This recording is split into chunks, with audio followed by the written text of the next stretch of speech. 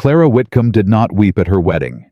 She stood at the altar of a church that smelled of candle wax and old pride, her hands cold, her chin lifted, watching the man who would become her husband refuse to look at her. Nathaniel Ashford stared straight ahead, as if she were furniture placed beside him by mistake. And yet, Clara did not flinch. She had made a promise not to him, but to herself. I will not break. Not today. Not ever. If this story moves you, subscribe and drop your city in the comments. I want to see how far this tale has traveled. The letter arrived on a Tuesday morning in June of 1815, carried by a rider who looked too ashamed to meet Clara Whitcomb's eyes when he handed it over. She read it standing on the porch of what remained of Whitcomb Farm, a name that sounded grander than it was 300 acres of Virginia soil that had been mortgaged twice in 4 years, with a roof that leaked when it rained, and a barn that had stopped holding horses since her father sold the last 2 in March.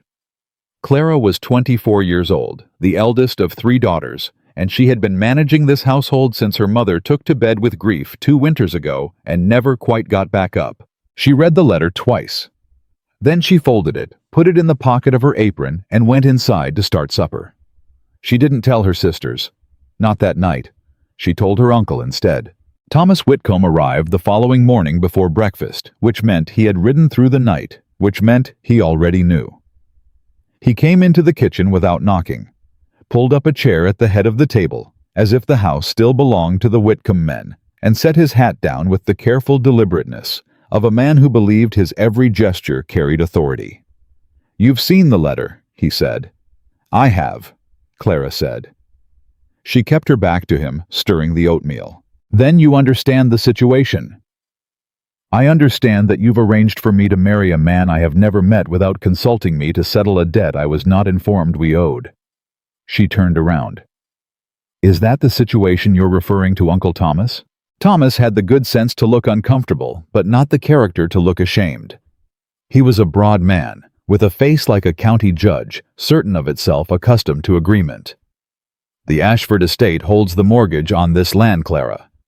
Has for 2 years. Your father signed the papers before he died.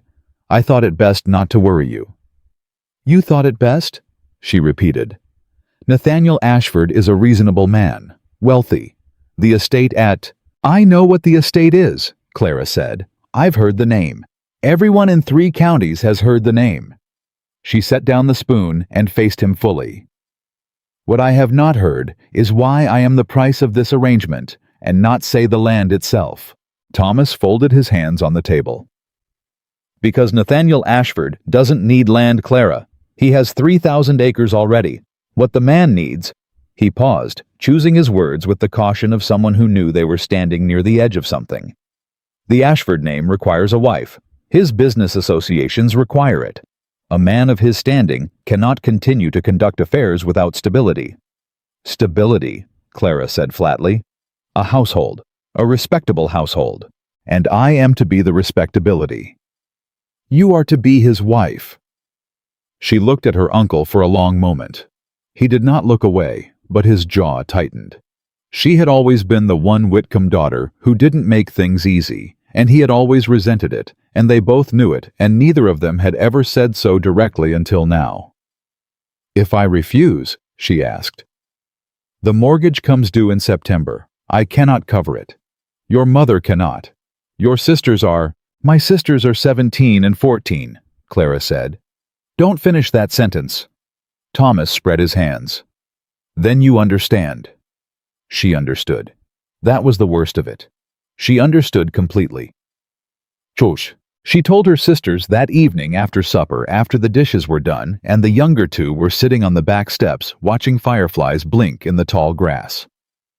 Abigail, who was 17 and had their mother's eyes and their father's stubbornness, went very quiet. Margaret, who was 14 and still young enough to believe that drama was something that happened to other families, started to cry. "You can't," Abigail said. "I'm going to." "Clara, Abby." Clara sat down on the step between them and put an arm around each of her sisters. The night was warm and thick with summer, and somewhere across the field, a whippoorwill was calling in the dark. "Listen to me. This is not a tragedy. This is a negotiation. I am going to that estate, and I am going to meet this man, and I am going to figure out what kind of man he is. And whatever he is, I am going to protect this family. You understand me? You sound like Papa, Margaret said, sniffling. Good, Clara said. Papa knew how to hold a line. She said it with more certainty than she felt.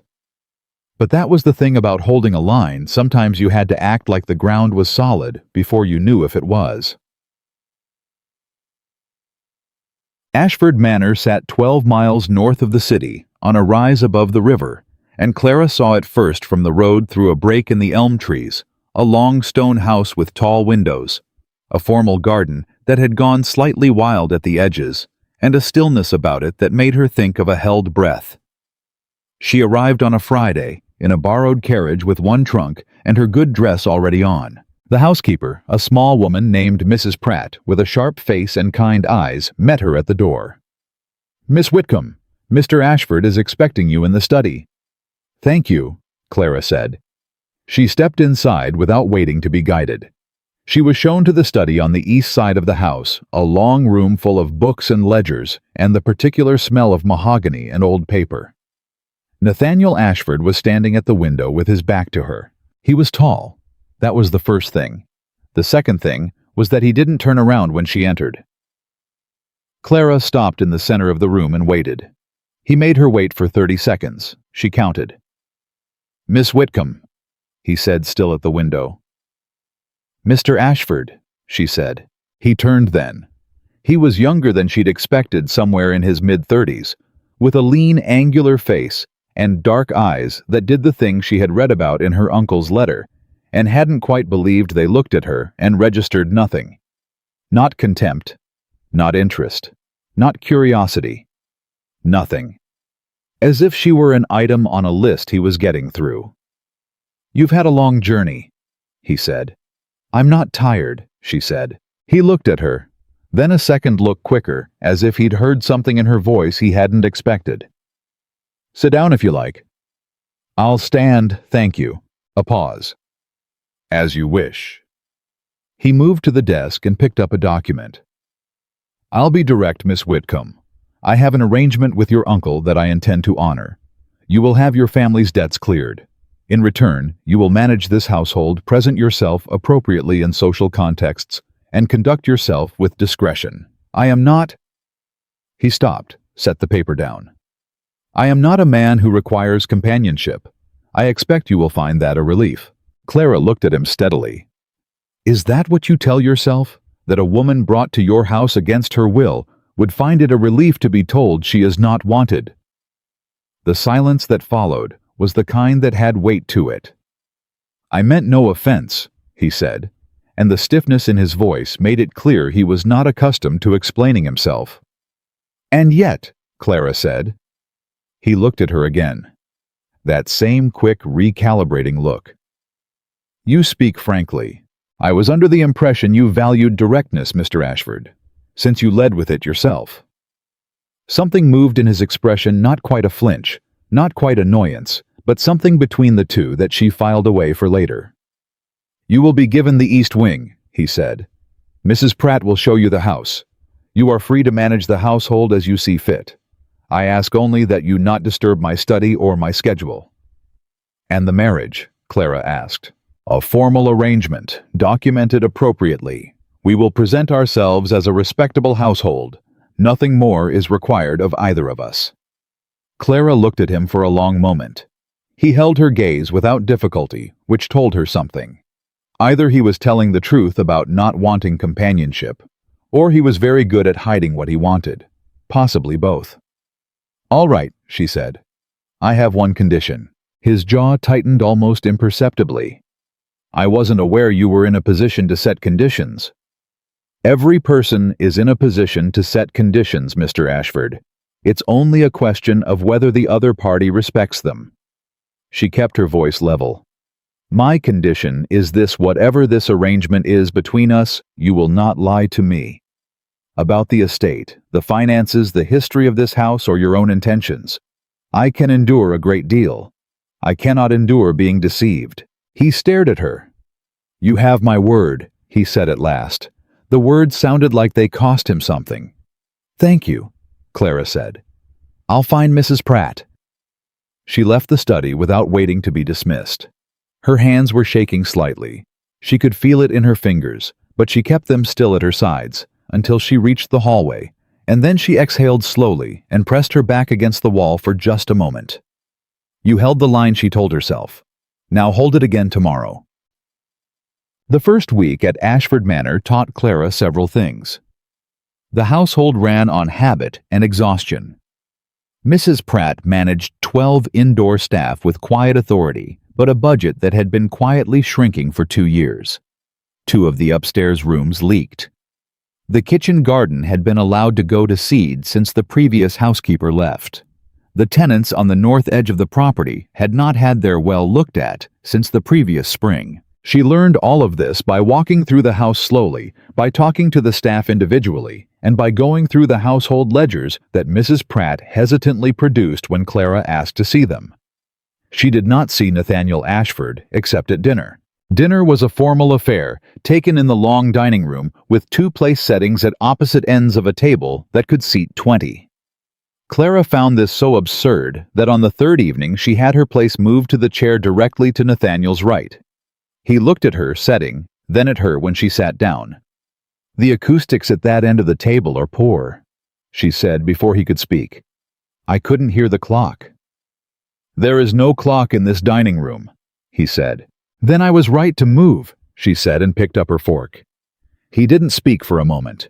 Then, to her mild surprise, he said, "The north well needs to be looked at. The Harmon family has been hauling water from the river." Clara looked up. "I know. I've already written to Mr. Calloway about it. He'll come Thursday." Nathaniel set down his knife. "You've already?" "You said I was free to manage the household as I saw fit." A pause. "I did. Then I am managing it." She met his eyes. "Is that a problem, Mr. Ashford?" He picked up his knife again. "No," he said, and something in his voice had shifted just slightly, just enough. "No, it is not." It was during the 2nd week that Clara found the conservatory. It was at the back of the house, a long glass room that had once been filled with plants and now held mostly ghost light and dead things, dried stalks in cracked pots, a trellis frame without its vine, 3 small trees that were somehow improbably still alive. She stood in the doorway and looked at it for a long time. Then she went and found Mrs. Pratt. "Who tended this?" she asked. Mrs. Pratt's expression shifted into something careful. "Mrs. Ashford did, ma'am, before." "Before?" Clara repeated. "Mr. Ashford's mother passed 6 years ago. The conservatory it has not been opened much since." Clara looked back through the glass at the 3 surviving trees. "What kind are they?" "Lemon trees, ma'am. Mrs. Ashford brought them from Philadelphia." Clara was quiet for a moment. Then she said, "Have someone clear the dead growth out. Leave the trees. I'll look after them myself." Mrs. Pratt hesitated. "Mr. Ashford may—" "I'll speak to Mr. Ashford," Clara said. She told him that evening at dinner. She said it plainly without preface. "I've had the conservatory cleared. I intend to restore it. I hope that's acceptable." He had gone very still. "The lemon trees are still alive," she said when he didn't answer. "It would be a shame to let them go." He was quiet for a long moment. When he spoke, his voice was carefully level. "My mother planted those trees the year I was born." "I know," Clara said softly. "Mrs. Pratt told me." She looked at him directly. "I won't touch anything that shouldn't be touched, Mr. Ashford. I only want to keep what's still living from dying." Something crossed his face, fast, unguarded, gone before she could name it. He looked down at his plate. "Do as you like," he said quietly this time. "Without the armor." Clara nodded and returned to her supper. But she stored the moment away like something precious and fragile. He is not made of stone, she thought. Whatever he wants people to believe. She had been at Ashford Manor for 3 weeks when she first heard the name Lydia Hawthorne. She heard it from the kitchen, not meant for her ears, a fragment of conversation between two of the parlor maids that stopped abruptly when she passed the doorway. She caught only 3 words Lydia before and left. She didn't ask. Not yet. But she watched Nathaniel more carefully after that. She noticed the way he avoided the east parlor where a portrait hung that he never acknowledged. She noticed the way he went rigid when one of the staff mentioned a letter from Boston. She noticed the way he looked sometimes when he thought no one was watching, not cold, not distant, but gutted. Like a man standing in the ruin of something he had loved and couldn't stop coming back to look at. Clara had seen that expression before. She had worn it herself in the months after her father died. She did not pity him. Pity was a condescending emotion, and she had too much respect for them both for that. But she understood something she hadn't. When she arrived, Nathaniel Ashford was not cruel by nature. He was cruel by damage. There was a difference, and the difference mattered. She did not let this change how she spoke to him or how firmly she held her own ground. But it changed how she listened.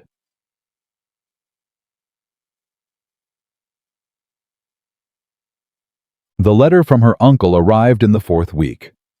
Clara read it at the writing desk in her room in the morning light, and her hands went cold before she reached the 2nd paragraph. Thomas Whitcomb was not satisfied with the arrangement.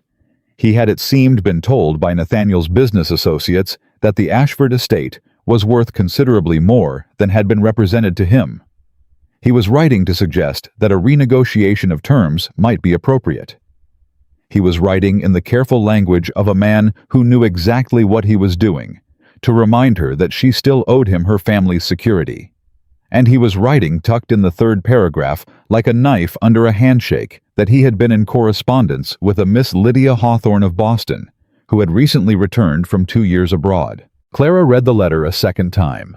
Then she folded it, set it in the top drawer of the desk, locked the drawer, and put the key in her pocket. She went downstairs. She knocked on the study door. "Come in," Nathaniel said. She opened the door and looked at him across the room. He was standing at his desk with papers in his hand, and something in her expression made him set them down. "What is it?" he said. "I need to speak with you," Clara said. "About my uncle, and about a woman named Lydia Hawthorne." She paused. "And I need you to tell me the truth. All of it. Whatever it is." The color didn't drain from his face exactly, but something left it. Something he had been carrying quietly for a very long time suddenly showed itself around his eyes. "Close the door," he said. Clara closed the door. She sat down across from him and folded her hands in her lap and waited. Outside, the summer pressed its heat against the windows. The lemon trees stood in the conservatory quietly alive in the glass and light holding on. And Nathaniel Ashford, for the first time in longer than he could remember, began to tell the truth. Nathaniel did not sit down. He stood behind his desk with his hands braced against the edge of it, and he looked at Clara, the way a man looks at something he is not sure he can afford to face directly, but with the particular tension of someone who has been holding a door shut for a very long time and can feel it starting to give. "Lydia Hawthorne," he said. The name came out flat, the way names do when they've been worn smooth by too much private repetition. "You want to know about Lydia Hawthorne? I want to know what my uncle's letter means," Clara said. "And I want to know why the mention of her name just took 10 years off your face." He looked at her sharply. "You said you'd tell me the truth," she reminded him. "All of it." Nathaniel pushed back from the desk and moved to the window. Not to look out, she understood that already about him, that he moved when he needed a moment, that the window was where he went when he wasn't ready to be seen. "Lydia and I were engaged," he said. 3 years ago. It was not arranged. It was chosen. By both of us." He stopped. "Or so I believed." Clara waited. She came from a good Boston family. We had known each other since we were young. When I asked her, she said yes without hesitation. His jaw moved. 8 months later, I discovered that she had been corresponding with a man in London throughout our engagement. A titled man. A man with considerably more social standing than a Virginia landowner regardless of acreage. He turned from the window. She left for Europe 6 weeks before our wedding date. I received a letter, 2 paragraphs. Clara said nothing. She had learned quickly that Nathaniel Ashford did not need her to fill silences, he needed her not to. I did not grieve it publicly, he continued. I had no interest in being an object of sympathy. I closed this house to most visitors, managed my business affairs at arm's length, and... He paused. And your uncle's business with my estate began approximately 1 year after that. The mortgage on Whitcomb land was not something I sought. It came to me through a series of transactions I did not fully examine at the time. He met her eyes. That was my failing. I should have examined them. And now Lydia Hawthorne has returned from Europe, Clara said. So it appears. And my uncle is in contact with her. Nathaniel's expression shifted. It was the first time she had seen something genuinely cold move through it, not the practiced distance he wore at dinner, but real cold, the kind that comes from understanding what someone is doing before they've done it. Your uncle is a man who looks for leverage, he said. I recognized that when I met him. I underestimated how far he would reach for it. He wants to renegotiate, Clara said. The letter doesn't say it plainly, but that's what it means. He thinks Lydia's return changes your position. He thinks you might... She stopped herself. He thinks I might want her back, Nathaniel said, and that wanting her back would make me willing to renegotiate this arrangement in his favor. Release the mortgage, perhaps more. The word arrangement landed between them with a particular weight. Clara felt it but did not look away from it. Would he be right? She asked. The question sat in the room like something breakable. Nathaniel looked at her for a long moment. No, he said, and then more quietly, with the kind of steadiness that does not perform itself, no, Miss Whitcomb, he would not. Clara exhaled slowly. All right, she said. Then we need to decide together what to do when they come, because they will come. Nathaniel stared at her. You said we. I did. This is not your burden to... Mr. Ashford. She stood up. You married me to have a respectable household. I am your household. If someone comes to this door to undermine you, they are coming to undermine me as well. So yes, we. She held his gaze. Unless you have an objection. He didn't answer right away. He looked at her the way he had that first day in the study, that second recalibrating look, but slower this time, and something in it was different. Less like cataloging, more like recognizing. No objection, he said. They came on a Thursday. Clara was in the conservatory when Mrs. Pratt appeared at the glass door. Her face arranged in the careful neutral of a woman delivering news she would rather not. Miss Whitcomb, Mrs. Ashford. There are callers. A Mr. Thomas Whitcomb and a Miss Lydia Hawthorne. Clara set down the small trowel she'd been using around the base of the nearest lemon tree. She brushed the soil from her hands with deliberate calm. Where is Mr. Ashford? In the study, ma'am. Please tell him, and put them in the front parlor. She paused. The small one, not the main. Mrs. Pratt's mouth did something that was almost a smile. Yes, ma'am. Clara went upstairs, changed out of her work dress in under 4 minutes, and came back down in the blue dress she had brought from home. Not her finest, but clean and well-fitted, and more importantly, hers. She had learned early that when you walked into a room where someone intended to diminish you, you wore something that reminded you of who you were before they tried. Nathaniel was already in the hallway when she came down. He looked at her. She looked at him. Ready, she said. Are you? He asked. I've been managing my uncle since I was 16, she said. Come on. Lydia Hawthorne was exactly what Clara had expected, and nothing like what she'd feared. She was beautiful. Clara would not pretend otherwise, would not be so small as to deny it. She was tall and fair, with the kind of composed elegance that came from years of being looked at, and knowing how to return the look. She stood when they entered with the ease of someone who had never once doubted her welcome in a room. Thomas Whitcomb stood beside her with the expression of a man who believed he held the better cards.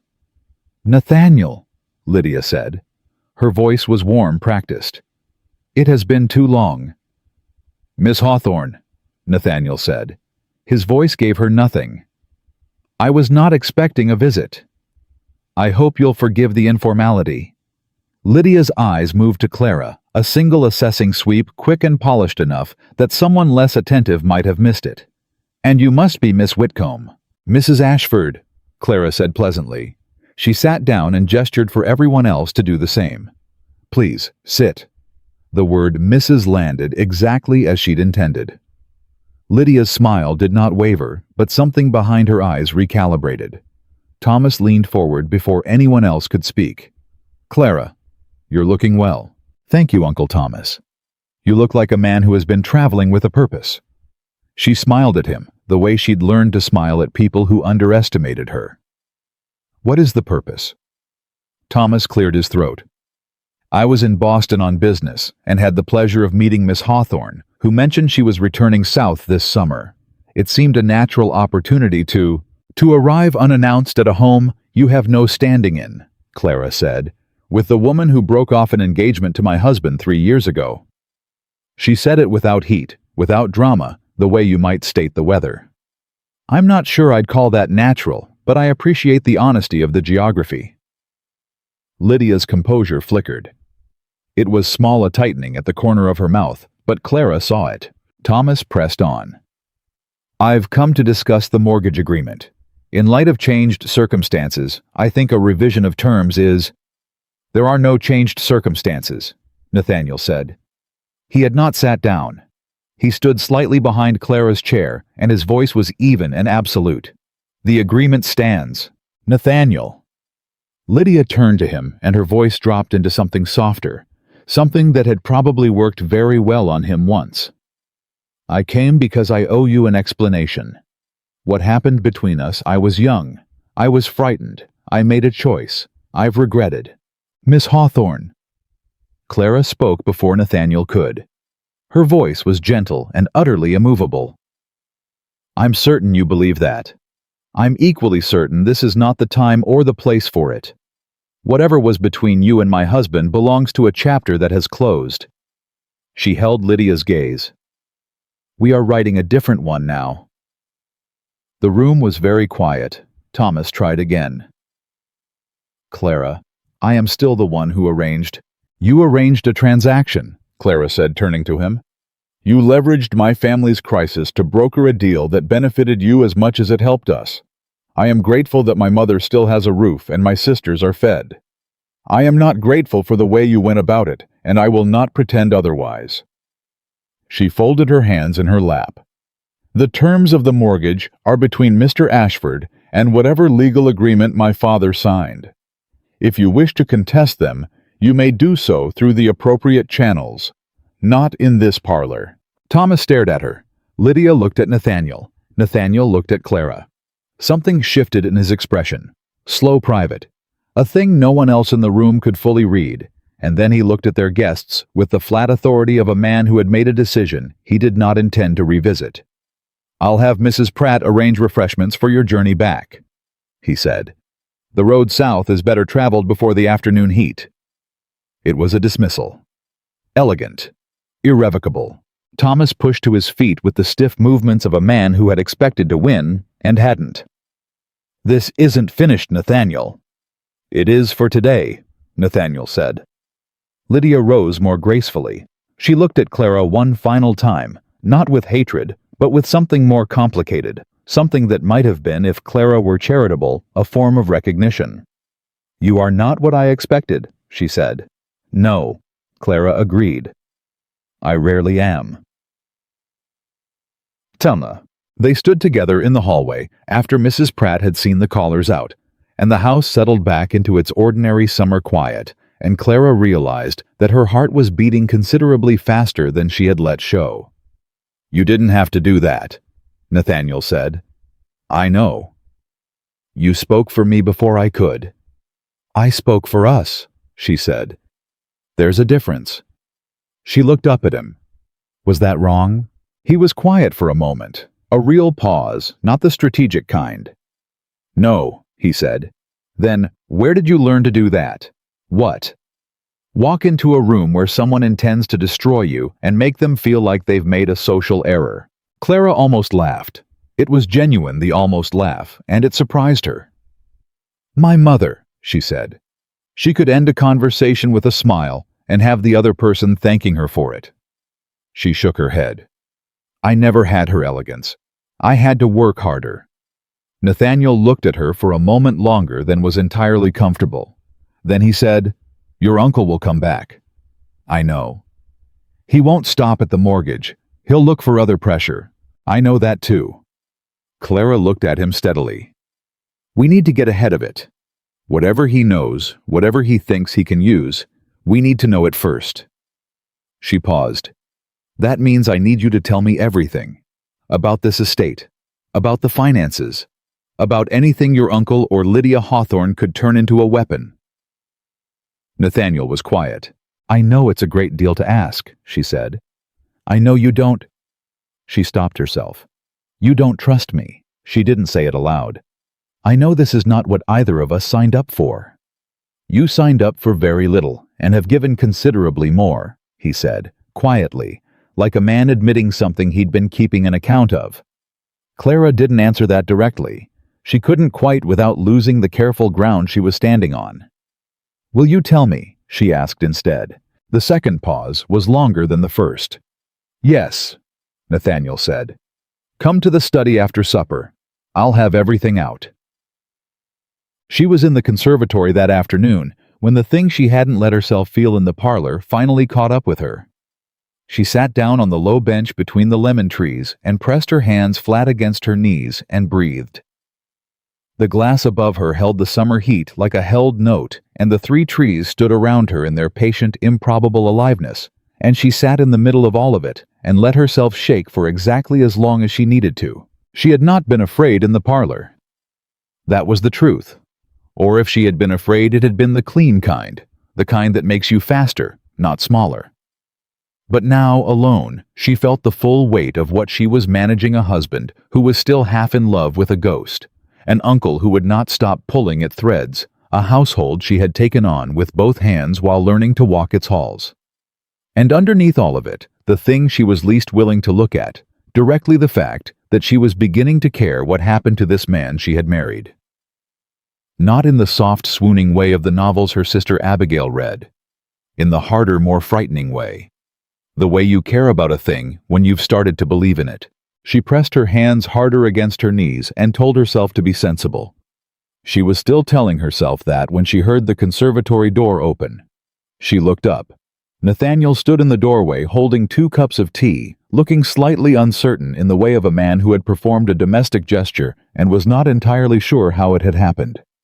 "Mrs. Pratt said you'd been in here a while," he said. "I thought—" He stopped, looked at the cups. "I don't know what I thought." Clara looked at him.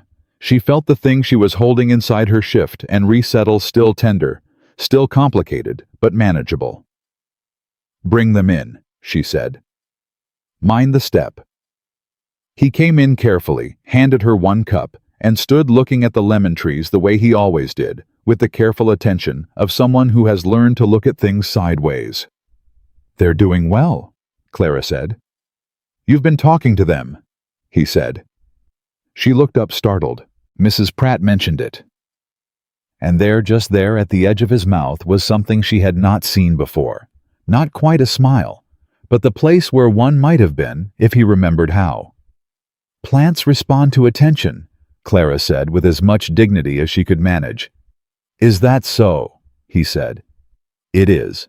He sat down on the far end of the bench, not close but closer than he'd sat to her before, closer than the study or the dinner table had required. He looked at the trees. She looked at her tea. The summer pressed its warmth against the glass above them, and somewhere in the house a clock ticked on, and for a minute, just one ordinary unguarded minute, neither of them said anything at all. It was, Clara thought, the first moment since she'd arrived that had felt like something other than a negotiation. She did not allow herself to call it more than that, but she did not call it less either. "After supper," Nathaniel said quietly. "I'll tell you everything."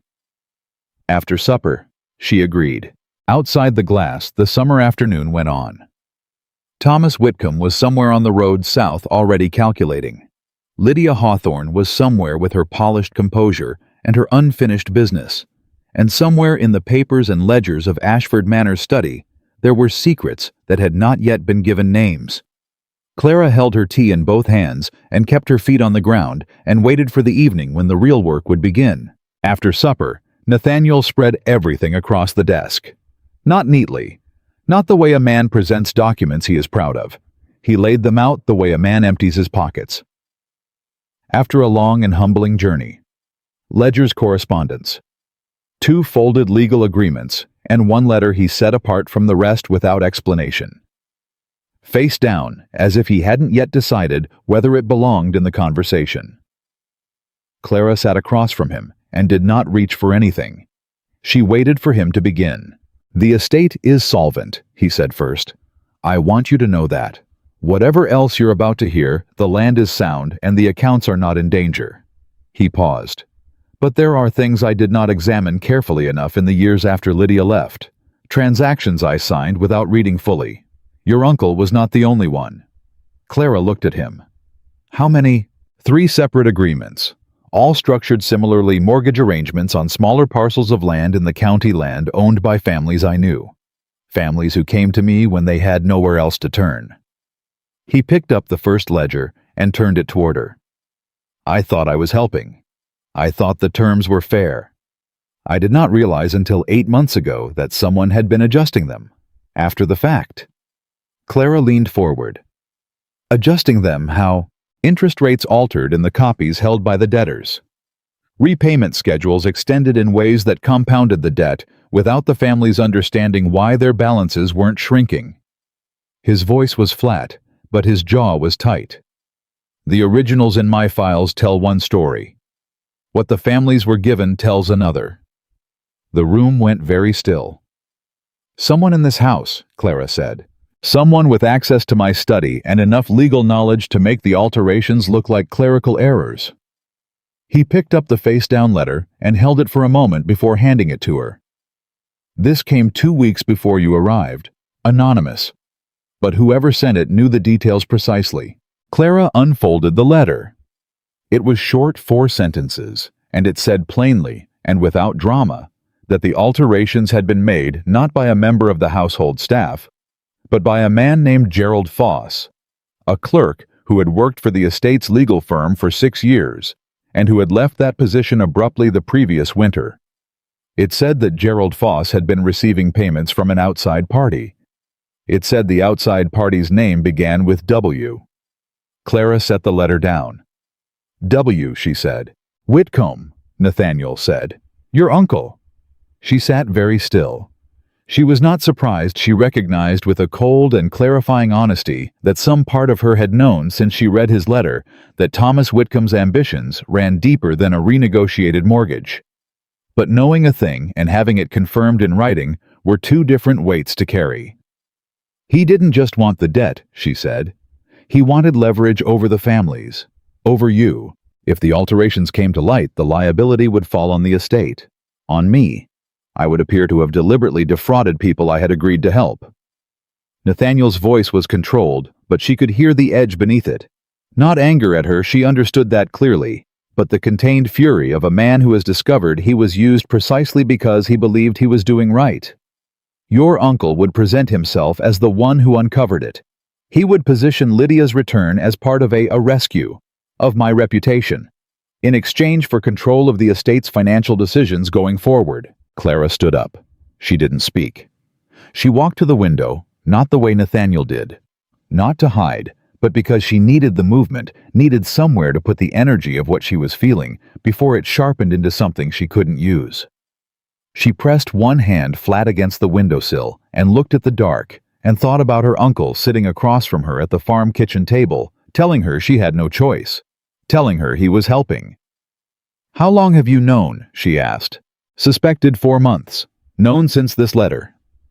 "And you didn't go to the authorities?" "With an anonymous letter and altered copies, against a man with social standing and a credible story."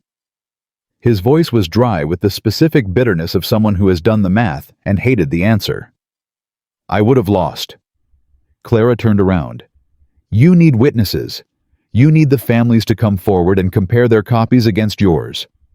They're afraid. Of course they're afraid. Thomas made sure they would be. She moved back to the desk. But afraid doesn't mean unwilling. It means they need to believe they won't be standing alone. She looked at Nathaniel directly. Do you know these families? The Harmons, the Callaways, the Brecks. The Callaways, is that the same Mr. Callaway who came to fix the north well? Nathaniel stared at her. Yes. He spent 3 hours on this property last Thursday, Clara said. He had lunch in the kitchen with Mrs. Pratt. He told her his youngest daughter just turned 5. She held Nathaniel's gaze. He doesn't seem like a man who has given up. He seems like a man who is waiting to see if anyone's worth trusting. The silence between them had changed quality. It was not the careful, managed silence of their early dinners. It was the silence of two people thinking in the same direction. You want to go to them, Nathaniel said. I want us to go to them. Clara. It was the first time he had used her name. Not Miss Whitcomb. Not the careful formality he'd maintained since the beginning. Her name plainly like something that had slipped out before he could decide whether to allow it. He seemed to realize it at the same moment she did. He didn't apologize for it, which she respected. This puts you in the middle of something dangerous, he said. I am already in the middle of it, she said. My name is Ashford now, for better or worse. What damages you damages me. What damages these families damages the community this estate is supposed to serve. She picked up the anonymous letter and held it. And whoever sent this took a risk to send it. That means someone wants this stopped. We owe them the courage to stop it. Nathaniel looked at her for a long moment. In the lamplight, his face was less guarded than she'd ever seen it. Not open, not yet. But the wall was thinner, and she could see through it to something that had been waiting behind it for a long time. Something that looked a great deal like the man he might have been if grief and betrayal hadn't spent 3 years building fortifications around him. All right, he said. We go to them. They went to the Harmons first 2 mornings later because the Harmon farm was closest and because Clara had already repaired the well, and that meant there was already a thread of goodwill to pull on. Daniel Harmon met them at the gate with the body language of a man braced for bad news. He was 50 or so, weather-hardened, with the quiet dignity of someone who had worked hard all his life and was not accustomed to being visited by the people who held his paper. Mr. Ashford, he said, then with a slight and genuine surprise, Mrs. Ashford. Mr. Harmon, Clara said. May we come in? We have something to show you. They sat at Daniel Harmon's kitchen table, which was Clara thought the most honest place to have any conversation that mattered, and Nathaniel laid out both copies of the agreement side by side. The original from his files, and the copy Daniel had been given 3 years ago. Daniel looked at them for a long time without speaking.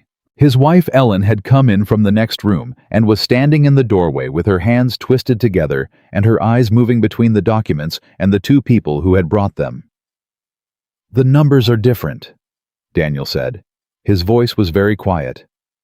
Yes, Nathaniel said. I knew something wasn't right. I did the sums myself over and over. My wife did them. We couldn't make it come out the way they said. He pressed his finger to the altered copy. I thought I'd made a mistake. I thought I'd misunderstood. You didn't misunderstand, Nathaniel said. You were given a document that did not match what was agreed. Daniel looked up. There was something in his face that was not anger, yet it was the thing that comes before anger when a man has been carrying shame for a long time and is just now being told the shame was never his to carry. Who did this? Nathaniel told him, plainly without editorializing the name Gerald Foss and the name behind Gerald Foss. Daniel Harmon's chair scraped back from the table. He stood up and walked to the window and stood there with his back to them and his hands at his sides, and the room held its breath. Ellen Harmon looked at Clara across the table. Will it help? She asked. If we come forward, will it actually help or will it just... She stopped. We have children, Mrs. Ashford. I know, Clara said.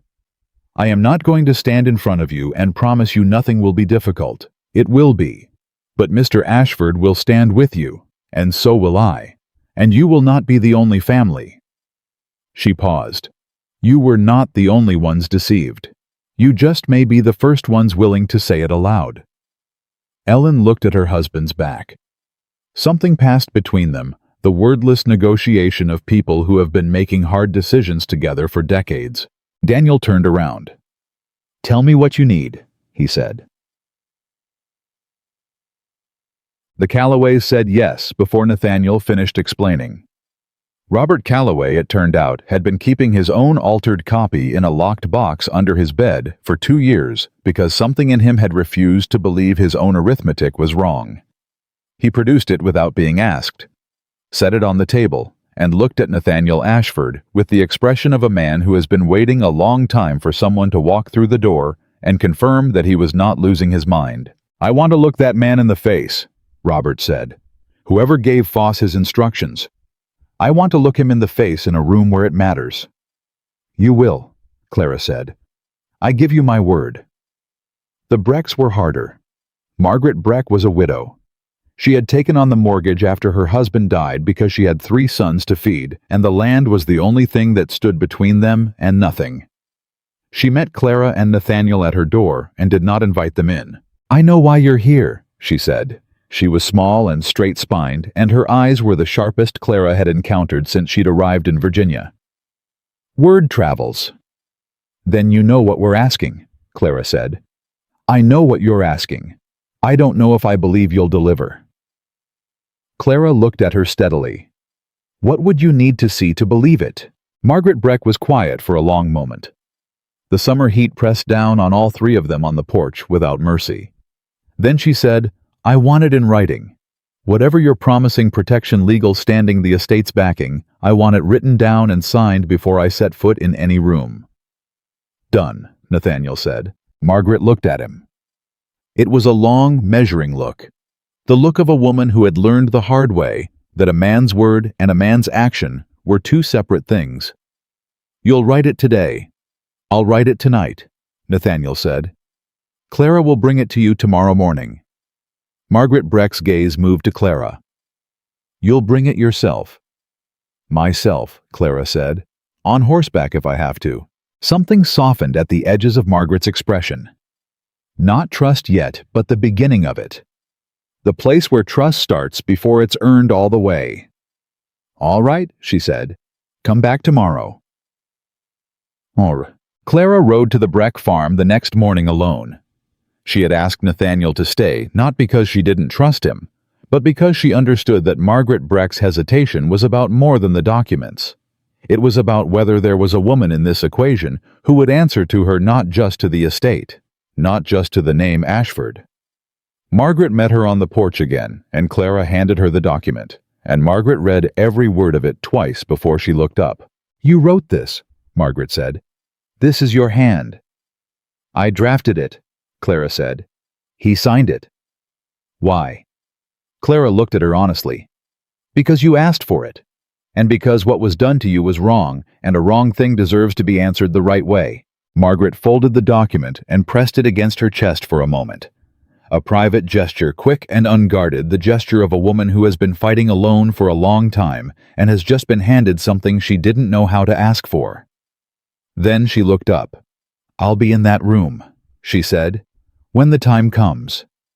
"Thank you," Clara said. She rode back to the estate with the summer morning full around her, and the realization settling in her chest, quiet and certain that something had shifted in the weight of what she was carrying.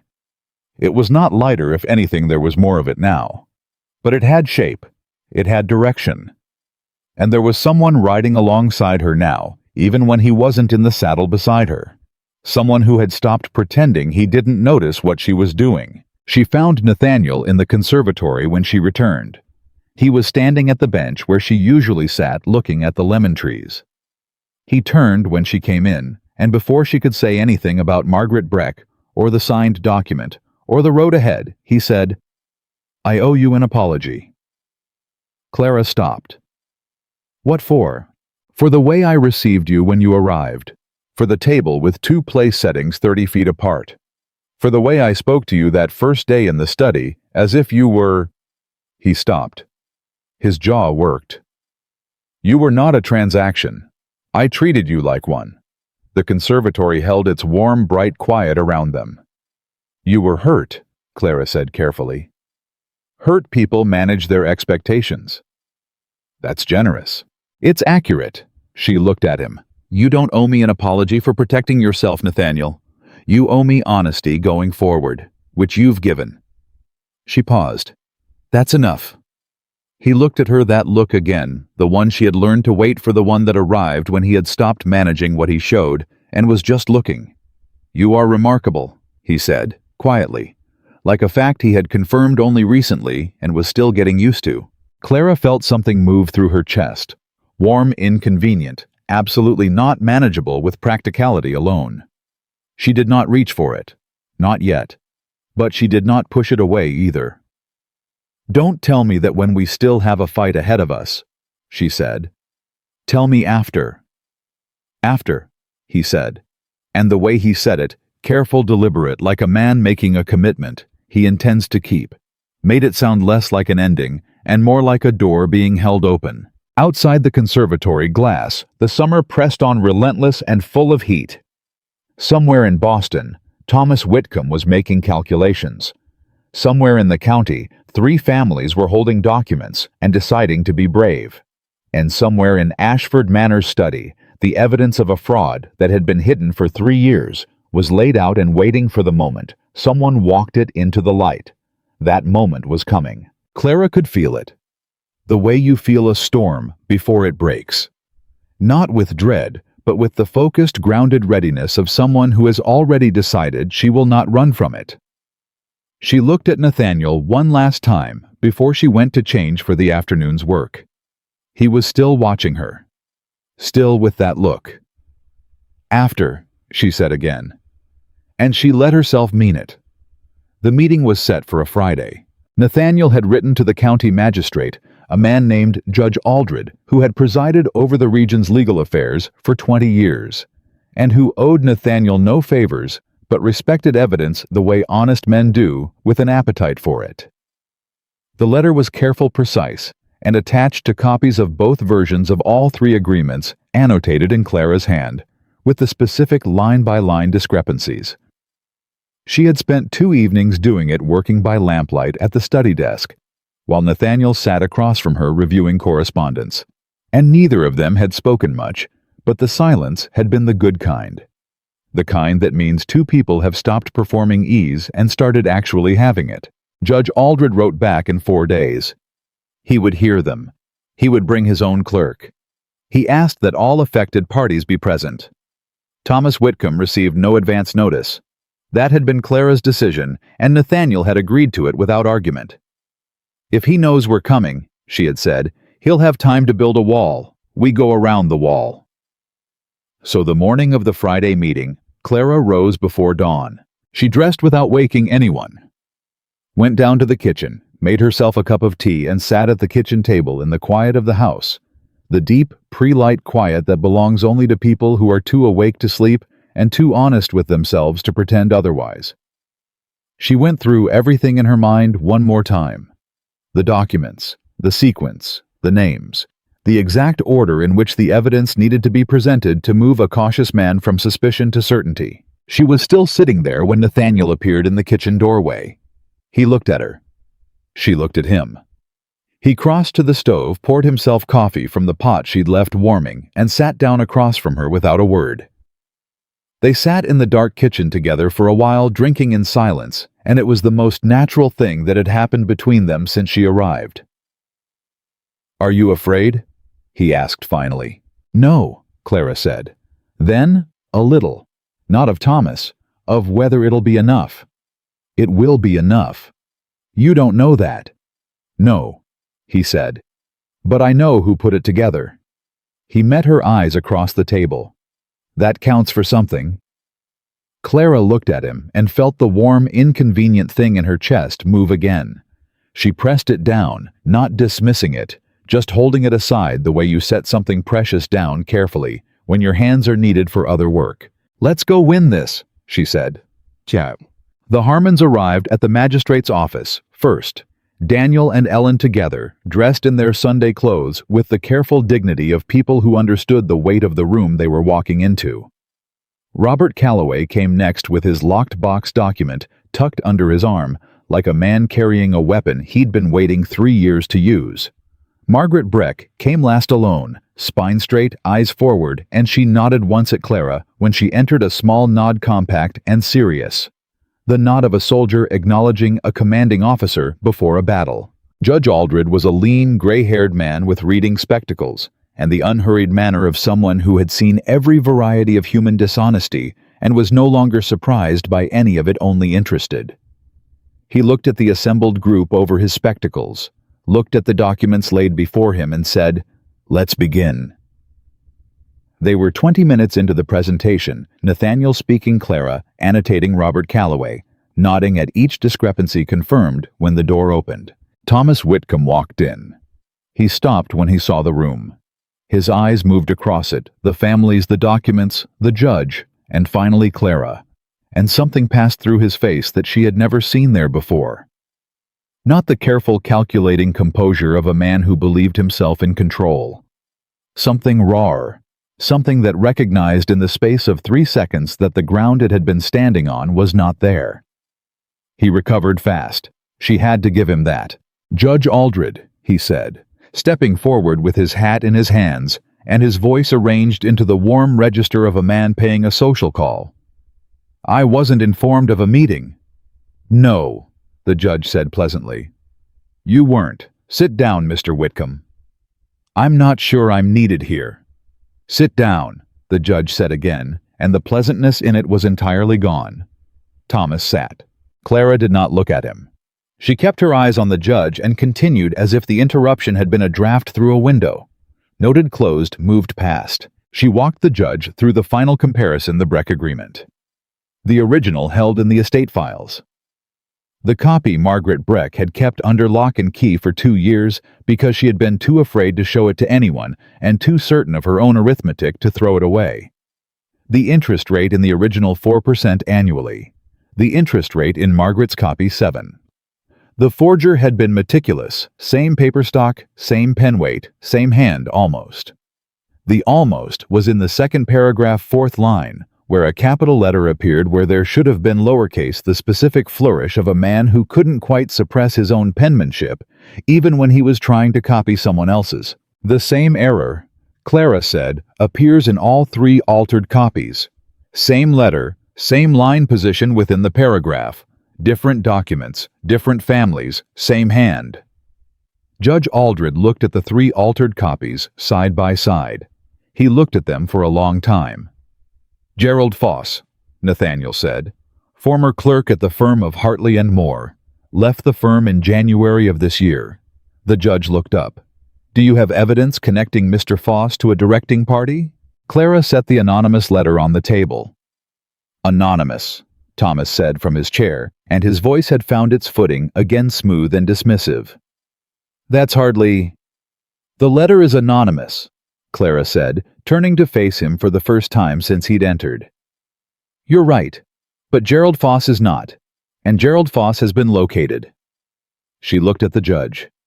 "He's in Philadelphia. He's willing to speak." The room went very still. Thomas Whitcomb's face did something complicated. The smoothness cracked not dramatically, not like a man breaking down, but like plaster showing the stone underneath. His jaw tightened. His hand resting on his knee, pressed down hard enough that Clara could see the knuckles whiten from across the room. "That's a lie," he said. "Then you have nothing to worry about," Clara said. She held his gaze and did not blink. "Gerald Foss speaks to the magistrate's office in Philadelphia next Tuesday. Whatever he says under oath. Whatever arrangements he describes with names." She paused. "If your name isn't among them, Uncle Thomas, you'll be vindicated before the month is out." It was a gamble. She knew it was a gamble. Gerald Foss was in Philadelphia, that much was true, confirmed through a connection of Nathaniel's, who had tracked him in the previous 10 days. Whether he would speak, whether he would hold under pressure, whether the sum of what he knew was enough, those were still open questions. But Thomas Whitcomb did not know which parts were open. And a man who is guilty always fills in the blanks with the worst version of what could go wrong. She watched him fill them in now. "I want to speak with a lawyer," he said. "That is your right," Judge Aldred said. He folded his spectacles and set them on the table. "In the meantime, Mr. Whitcomb, I'll ask you not to leave the county." He looked at Nathaniel. "I'll want copies of everything. I'll send my clerk to the estate Monday morning." "He'll have everything he needs," Nathaniel said. The meeting ended. The families gathered their documents. Daniel Harmon shook Nathaniel's hand without speaking, which said more than anything words could have managed. Robert Calloway pumped Clara's hand twice hard and said, "My wife wants to have you both to supper when this is over. She makes a peach pie that'll make you believe in something again." Clara laughed genuinely, the kind that comes out before you can make it proper. "We'll be there," she said. Margaret Breck stopped in front of Clara on her way out. She didn't say anything for a moment. Then she reached out and pressed Clara's hand briefly, a tight, purposeful grip. "You kept your word," she said. "I keep my word," Clara said. Margaret nodded once and walked out into the summer morning. Thomas Whitcomb cornered Clara in the hallway outside the magistrate's office before she reached Nathaniel. He moved fast for a man who had just had the floor taken out from under him, and he was close, too close, the way he used to stand when she was a girl, and he wanted to remind her of the difference in their sizes. "You think you've won something," he said. His voice was low, stripped of the performance now. Just Thomas, mean and cornered. "I think I've done what was right," Clara said. She did not step back. "I kept your family from losing everything." "You used my family's crisis to build yourself a weapon," she said. "There's a difference. You know there is. I gave you a future. You sold me." Her voice was quiet and absolutely level. "You sold me and told yourself it was generosity. And maybe you half believed it. But the families in that room behind us, the Harmons, the Calloways, Margaret Breck, they didn't choose any of this. You reached into their lives when they were desperate, and you twisted the knife." She looked at him, and she did not look angry, because she wasn't. She was something colder and more final than angry. "I will not stop this process. I will not protect you from it. And if you come to this estate again, without an invitation, I will have you removed." Thomas stared at her. He was looking, she realized, at someone he didn't recognize. He had known Clara Whitcomb for her entire life, had watched her manage the farm, manage her sisters, manage the slow collapse of everything her parents had built, and he had understood her as capable, as competent, as useful. He had never understood her as dangerous. He understood it now. He put his hat on and walked past her without another word. Nathaniel was waiting at the bottom of the steps. He had seen. He said nothing about it, which was exactly right. "Ready," he said. "Yes," she said. "Let's go home." The ride back to the estate was quiet, not the strained quiet of the early weeks, the quiet of two people who have just done something hard together and are letting the doing of it settle. Halfway home, Nathaniel said, "Foss, is he actually going to speak?" "I don't know," Clara said honestly. "But Thomas doesn't know I don't know, and a man who is guilty imagines the worst." She glanced at him. "Was that wrong?" "No," Nathaniel said. "It was the right move." A pause. "It was the kind of move I wouldn't have thought to make." "You think differently than I do," Clara said. "That's not a weakness. You're careful, methodical. You don't move until you're certain." She looked ahead at the road. "I move before certainty and trust myself to hold the position. And when you can't hold it, I adjust." She met his eyes briefly. "We're better together than separately. You see what I might run past. I see what you might wait too long to reach for." He was quiet for a moment. When he spoke, his voice had that quality again, the one she had learned to listen for, the one that meant the wall was thin. "When did you figure that out?" "About a week in," she admitted. "I didn't say anything because you weren't ready to hear it." He made a sound that was almost a laugh. Not quite, but almost. "And now?" "Now I reckon you're ready," she said, And the Western cadence of it, the small, easy confidence, made him look at her sideways with that almost smile she had been cataloging since the second week. They rode on. The estate gates came into view through the trees, and the late afternoon sun was pressing its gold through every gap in the canopy. And it was summer. Unreasonably, extravagantly summer, and Clara felt something she had not let herself feel in a very long time. Not happiness exactly, but the solid, grounded precursor to it. The sense that the ground was real, and she was standing on it, and she did not need to check. Quick. That evening was different. Supper was still formal. Neither of them was yet the kind of person who abandons a structure without a reason. But the distances had changed. They sat at the same end of the table as always, and they talked. Not about the case, not about Thomas, not about anything that required strategy. They talked about her father, who had loved books and been terrible at arithmetic. They talked about Nathaniel's mother, who had grown lemon trees in a Virginia summer through sheer refusal to believe the climate was against her. They talked about Abigail and Margaret, her sisters, and Nathaniel asked questions. Real ones, not the polite ones people ask when they're filling silence, but the ones that mean they are actually listening. After supper, they sat in the conservatory. The lemon trees stood in their patient, surviving way, and the night pressed warm against the glass, and neither of them mentioned that this had become a habit. "I want to do something for the families," Clara said. "Beyond the legal correction. The Harmons lost 2 years of fair repayment. The Brecks lost more. Even if the case goes the right way, the damage—" "I know," Nathaniel said. "I've been thinking about it." He paused. "I want to restore the correct repayment terms going forward and write off the difference that was fraudulently added. What they owe should reflect what was actually agreed." "That'll cost you." "It should cost me. I signed the original agreements. I should have been paying closer attention to how they were administered." His voice was not self-flagellating, just honest. The quiet honesty of a man who has decided to be accountable rather than defended. "This is my county. These are my neighbors. I failed them by not being vigilant." Clara looked at him. "You didn't defraud them." "No, but I made it possible by not looking." He met her eyes. "I'm looking now." She held his gaze, and the warm, inconvenient feeling in her chest declined politely and firmly to be held aside any longer. She did not reach for it dramatically. She simply stopped pushing it away. "There's something else," she said. "The schoolhouse in the village, I heard from Mrs. Pratt that the roof collapsed last winter. The children have been sharing space with the church, which is too small and too cold. You want to rebuild it.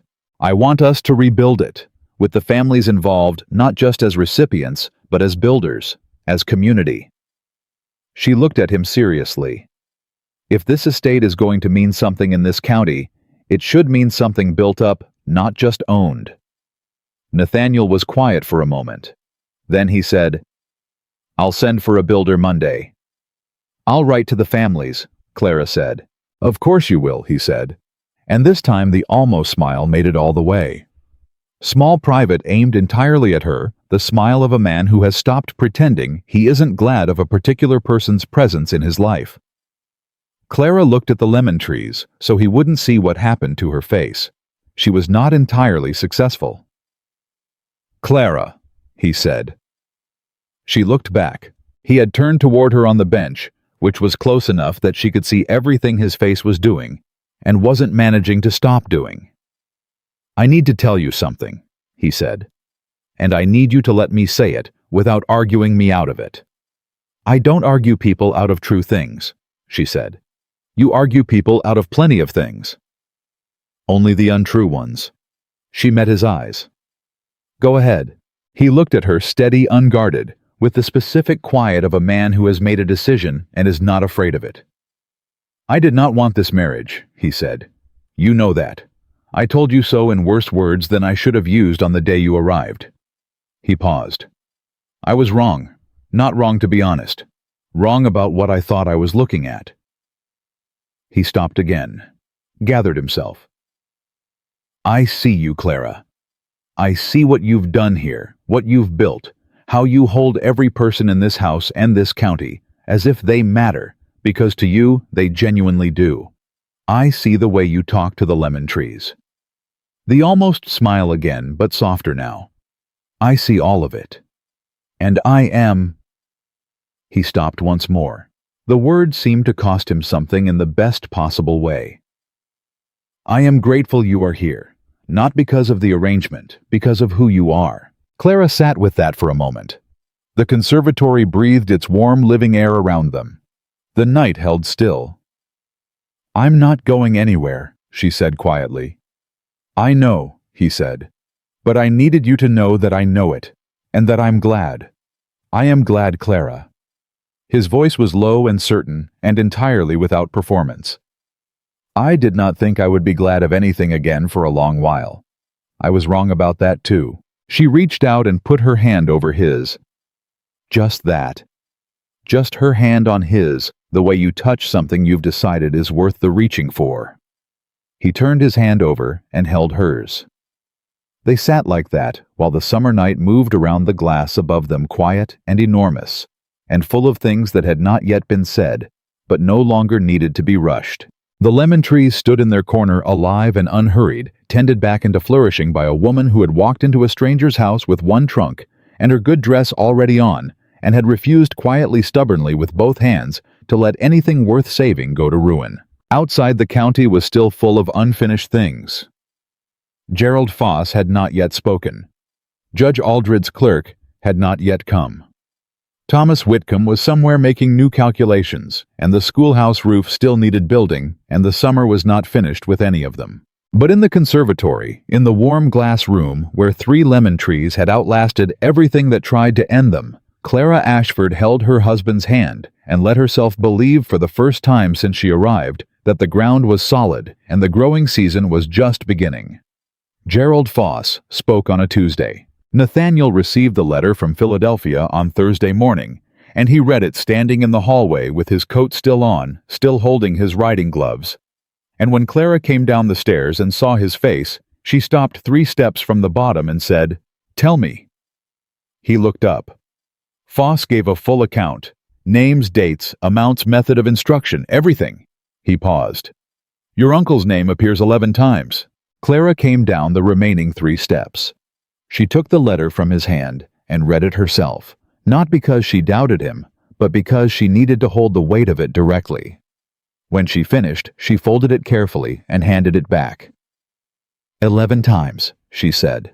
The magistrate's office in Philadelphia has already been in contact with Judge Aldred. There will be a formal hearing. Thomas will be required to appear. Nathaniel's voice was controlled, but she could hear what was underneath it. Not triumph, but the specific, exhausted relief of a man who has been holding a position under fire for a long time and has just seen reinforcements arrive. It's enough, Clara. It's more than enough. She nodded slowly. She was thinking about her mother, sitting in the farmhouse bedroom, 2 counties away, getting through each day, on the quiet stubbornness of a woman who had decided not to give grief the satisfaction of finishing her. She was thinking about Abigail and Margaret Abbey, with her father's stubbornness. Margaret still young enough to believe things could be repaired. She was thinking about what Thomas Whitcomb had told her the morning he came to the kitchen and laid out the terms of her life like he was doing her a kindness. I need to write to my sisters, she said. Of course, Nathaniel said. He paused. Do you want to tell them yourself, in person? She looked at him. You mean go to the farm? I mean go to the farm. He said it simply. They should hear it from you. And I think... He stopped. Something careful moved across his face. I think you should see them. It's been 2 months. Clara felt something tighten in her throat, quick and unexpected. The way emotion ambushes you when someone sees a need you didn't know you'd been carrying visibly. She pressed it down the way she always did, not dismissing it, just making it wait. We can go Saturday, she said. We, he repeated.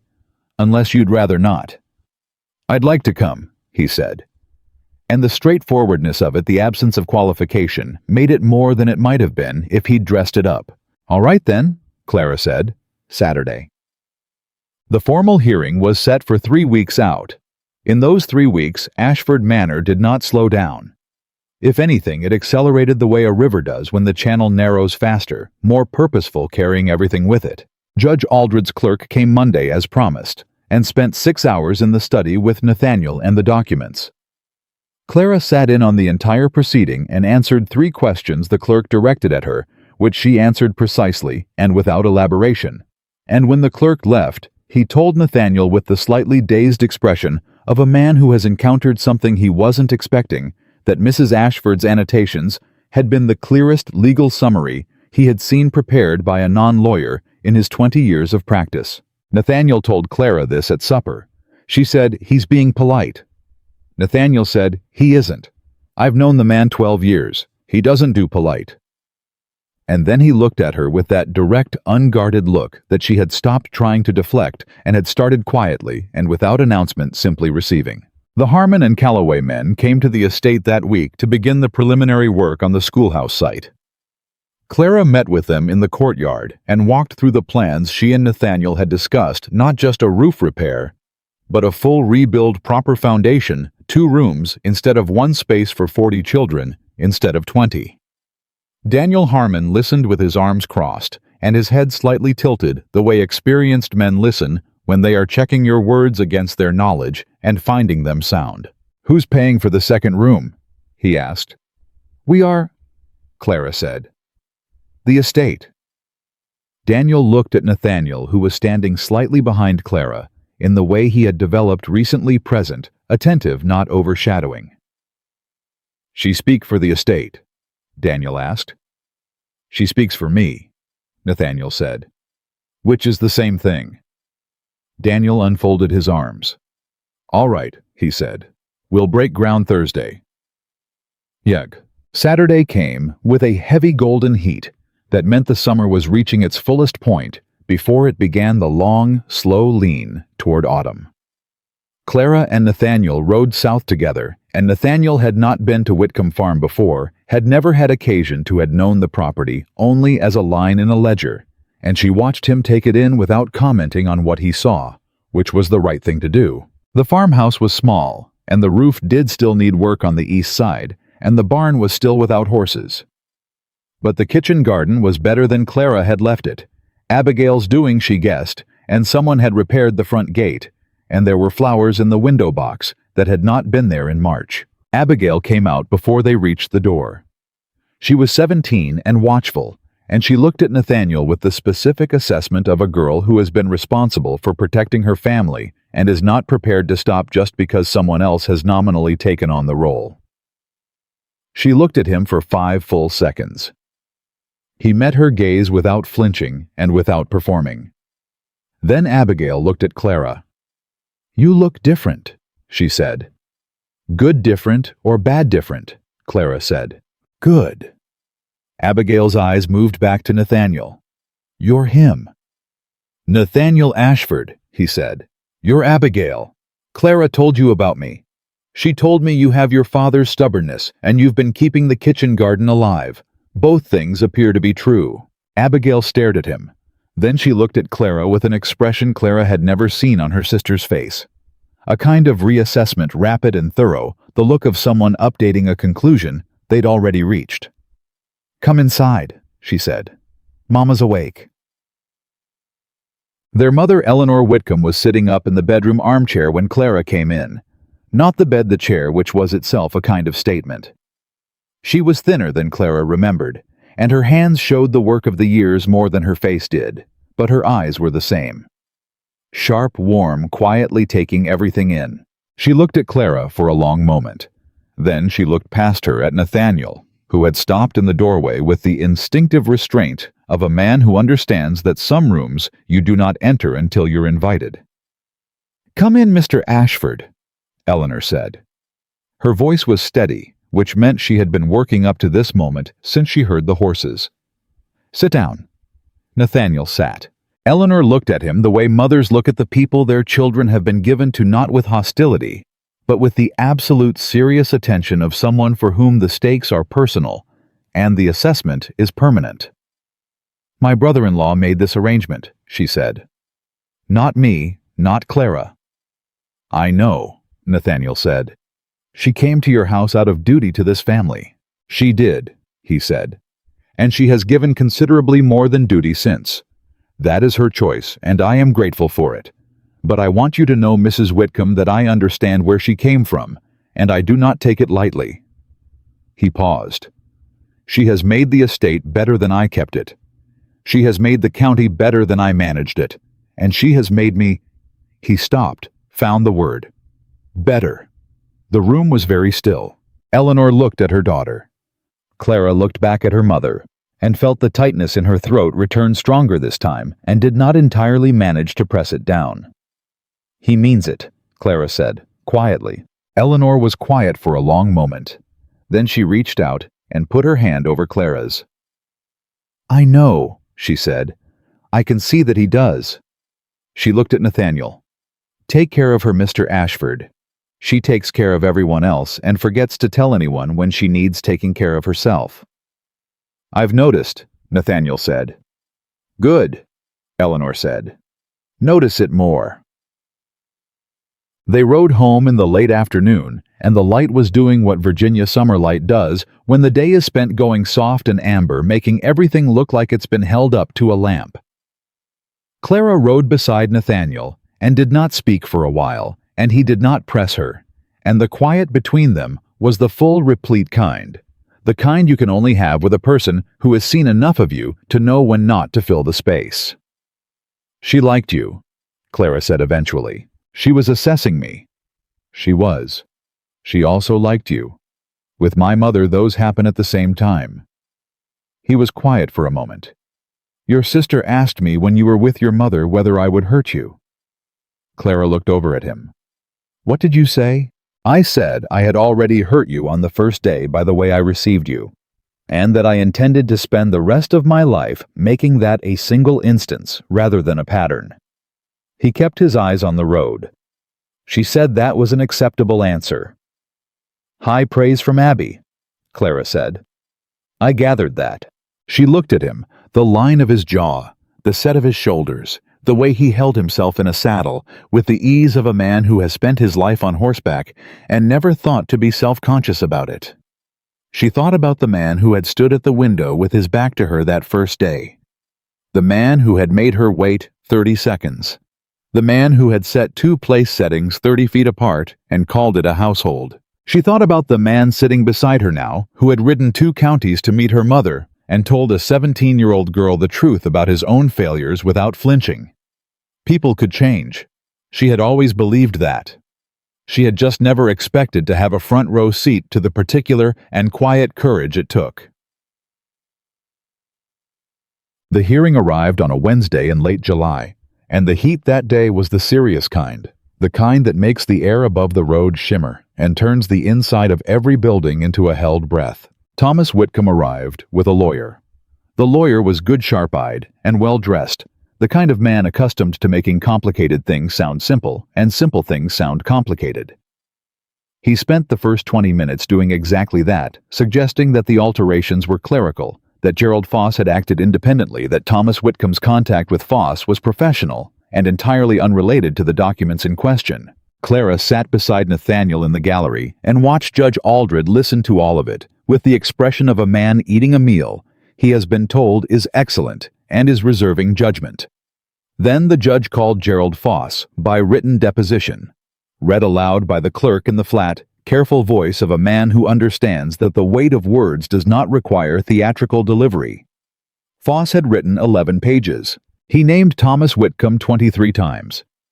He described 3 meetings in Boston, 1 in Richmond, and 2 letters that Thomas had written in his own hand with specific instructions on which lines to alter and by how much. He described the payment arrangement funds transferred through a third party, enough to give Foss a comfortable start somewhere else when the work was done. He had kept one of the letters. A copy was submitted to the court. The lawyer stopped making arguments somewhere around page 7. Thomas Whitcomb sat very still through all of it. He did not look at Clara. He did not look at Nathaniel. He looked at a fixed point on the far wall with the expression of a man who has finally come to understand that the ground he was standing on was never as solid as he believed, and that the person who had hollowed it out beneath him was himself. When the deposition was finished, Judge Aldred looked over his spectacles at Thomas's lawyer and said, "Do you have anything that addresses the letter?" The lawyer said, "We'll need time to review." "You'll have it," the judge said. "Not much of it." He looked at Nathaniel. "The mortgage agreements will be referred to the court for review and correction. The affected families will be notified of revised terms within the month." He looked at the room. "This hearing is adjourned." It was over in 2 hours and 20 minutes. Thomas Whitcomb walked past Clara on his way out. He stopped for just a moment, not to speak, not to argue, but to look at her. What was in his face was not anger anymore. It was something smaller than anger. The diminished, hollowed look of a man who had gambled with other people's lives and lost, and was only now beginning to understand what he had bet with. Clara looked back at him and said nothing. There was nothing she needed to say. The room had already said it. He walked out. Daniel Harmon was waiting on the steps outside. He had not been permitted in the hearing, only named parties and their representatives, but he had been there since morning, and Ellen was beside him, and Robert Calloway was there, and Margaret Breck stood at the edge of the group with her arms folded and her chin up waiting. Clara came through the door first and stopped at the top of the steps and looked at them. The summer heat pressed down on all of them without apology. "Well," Robert said. "It's done," Clara said. Daniel Harmon pressed his hand over his eyes for a moment. Ellen put her arm through his and held on. Robert said something under his breath that might have been a prayer, or might have been a curse, or possibly both at once, which sometimes is the most honest thing a person can manage. Margaret Breck walked up the steps and stood in front of Clara.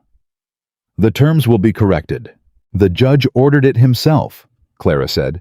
"In writing, this month." Margaret nodded, and then with the precise economy of movement of a woman who does not waste anything, she pulled Clara into a brief, fierce embrace, one arm around her shoulders tight, and certain the embrace of someone who has decided you've earned it, and then stepped back and smoothed her own jacket and said, "Tell your husband thank you." "Tell him yourself," Clara said. "He's right behind me." Margaret looked past her at Nathaniel and gave him the same nod she had given Clara in the magistrate's office on the very first day, compact, serious, the nod of a soldier. He returned it. No words necessary. Robert Calloway shook Nathaniel's hand and said, "Peach pie, Sunday. Don't argue with me." "I wouldn't dare," Nathaniel said. They went home as the afternoon turned toward evening, and the summer light did its amber lamp-held trick over the Virginia road, and Clara rode beside her husband, and felt the particular quiet of a battle that has been fought cleanly and finished honestly. She had not come to Ashford Manor looking for this. She had come with one trunk and her good dress, and the intention to protect her family and hold her ground and ask for nothing she hadn't been promised. She had not planned for lemon trees or kitchen tables in farmhouses, or a man who learned slowly and at real cost to his pride how to turn toward rather than away. She had not planned for any of it, but she had stopped believing that unplanned things were lesser things a long time ago. Her father had taught her that. The best harvests come from seeds you didn't know were in the ground. "The schoolhouse breaks ground tomorrow," Nathaniel said. "I know. I told Daniel we'd be there." Both of us, she said. He looked at her. The amber light was on his face, and he was not guarded, and he was not managed, and he was not the man who had stood at the window with his back to her, or the man who had spoken to her like a line item, or the man who had loved someone who left him and learned from the leaving to let nothing in. He was past all of those men now. He was here on this road in this summer, looking at her with the direct and certain expression of someone who has found the thing he did not know he was missing, and has no intention of being careless with it. "I love you," he said, plainly, without preamble, the way he did everything now that he had learned again how to do it. Clara looked at him. She thought about the altar where she had not wept, the study where she had not sat down, the dining table where she had moved her chair, The conservatory where she had talked to lemon trees and pressed her hands against her knees and let herself shake for exactly as long as she needed to. "I know," she said. "I love you too." She said it the same way, plainly, without dress, without hesitation. "I've been working up to saying that for about 6 weeks." "I know," he said. "I've been watching you work up to it." She laughed, the real kind, full and unguarded out before she could make it careful. "You couldn't have mentioned that. I thought you'd get there faster if I didn't," he said, and the smile, the full one, the one she had been cataloging, the traces of for 2 months, arrived at last, completely aimed entirely at her. She rode beside him into the long summer evening and let it land. The schoolhouse was finished in September, 6 weeks after they broke ground, built by the hands of men from 3 families who had been wronged and had chosen, when given the chance, to build something, instead of only recover from what had been taken. Clara stood in the doorway on the morning it opened and watched 12 children file in with their slates and their serious, wondering faces, and felt the particular satisfaction of a thing made right, not erased, not undone, but answered. Properly, lastingly answered. Margaret Breck's youngest son was the first one through the door. He was 7 years old, and he went in without hesitation, without looking back, the way children do when they trust that the ground will hold. The way all of them should be able to go forward if the people behind them do their work. Clara watched him go and thought, this is what it's for. Not the land or the name or the winning of a hearing, this. A child walking through a door that didn't exist 6 weeks ago. Nathaniel came to stand beside her. He put his hand at the small of her back, a quiet, habitual gesture, the kind that has stopped being intentional and become simply the way 2 people stand together when standing together is where they belong. "Your mother wants to visit," he said. Abigail wrote. "She says Eleanor has been up and walking every morning for the past 2 weeks. Clara felt something bloom in her chest, bright and real. "We'll send the carriage next week." "I already wrote to Abigail," he said. "Said we'd send it Friday." She looked up at him. "You were going to say next week," he said. "Friday is better. Don't argue with me." "I wasn't going to argue," she said. "You were thinking about it." She was. She smiled and did not deny it. He put his arm around her shoulders. Not tentatively, not with the careful restraint of a man who is still asking permission, but fully naturally, the way you hold something you know is yours and are not afraid of knowing it. She leaned into him just slightly, the way you lean into something solid when you are no longer afraid of needing it.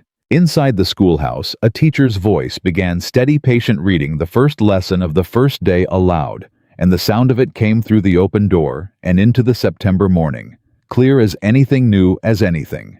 Clara Ashford stood in the doorway of the school she had helped build in the county. She had helped repair beside the man she had chosen to love, not because she was given him, but because she had looked at who he was becoming and decided he was worth the choosing.